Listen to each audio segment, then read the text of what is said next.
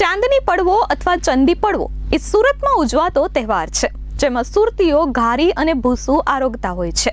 હિન્દુ પંચાંગ અનુસાર શરદ પૂર્ણિમાના એક દિવસ પછી આ તહેવાર આવે છે. પરંપરાગત ઘારીઓ સાથે હાલમાં અલગ અલગ ફ્લેવરવાળી ઘારી પણ બજારમાં ઉપલબ્ધ થઈ રહી છે.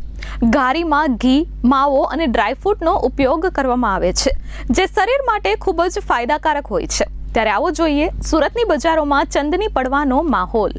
સુરતીઓનો પોતીકો તહેવાર એટલે ચંદની પડવો. ખાસ કરીને ચંદની પડવા પર સુરતીઓ જ ઘારી આરોગતા હોય છે. હવે દેશના તમામ લોકો ઘારી આરોગતા થયા છે, પરંતુ શરૂઆત સુરતીઓએ કરી છે.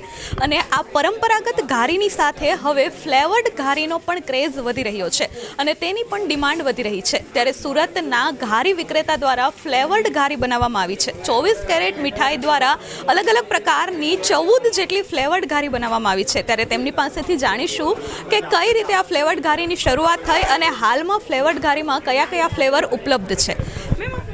હા, રાધાબેન મીઠાઈવાલા. અત્યારે આપણે ત્યાં ફ્લેવર્ડ ઘારી ઉપલબ્ધ છે, શું કહેશો? ફ્લેવર ઘારી દર વખતે ચંદી પડવા પર અમે 24 કેરેટ્સમાં અમારે અલગ અલગ ફ્લેવરની અમે ઘારી બનાવીએ છીએ અને લોકોનો ઘણો સારો પ્રતિસાદ છે. કારણ કે ચંદી પડવાની અંદર રેગ્યુલર જે બદામ પિસ્તા, કેસર પિસ્તા ઘારી અમે રેગ્યુલરમાં અમારે ત્યાં મળે છે, પણ અમે ફ્લેવરવાળી ઘારી એટલા માટે બનાવીએ છીએ કે લોકોને અલગ અલગ ફ્લેવર મળે. એના માટે અમે અલગ અલગ ફ્લેવરની ઘારી દર વખતે નવી નવી અમે ઇન્ટ્રોડ્યુસ કરીએ છીએ.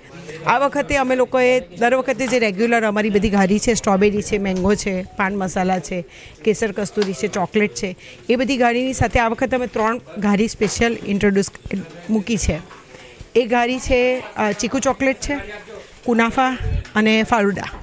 આ 3 ઘારી અમે નવી દર વખતે અમે બબ્બે ફ્લેવર ઉમેરતા જઈએ છીએ અને ઘારી જેટલી ફ્લેવરવાળી બને છે તો લોકો પસંદ કરે છે, કારણ કે સુરતી લોકોને પણ કંઈક નવું લાગે.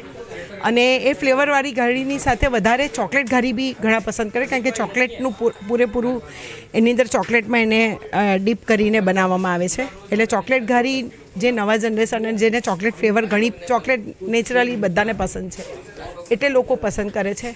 અને બધી ફ્લેવરની ઘારી, પાન મસાલા બી લોકો ઘણી પસંદ કરે છે. કેસર કસ્તુરી છે અને ફ્રૂટ્સ ફ્લેવરની અમે બ્લૂબેરીની બનાવીએ છીએ. એમ કરીને અમારે તો 16 પ્રકારની ઘારી હોય છે. આ ફ્લેવર્ડ ઘારીની શરૂઆત ક્યારથી થઈ?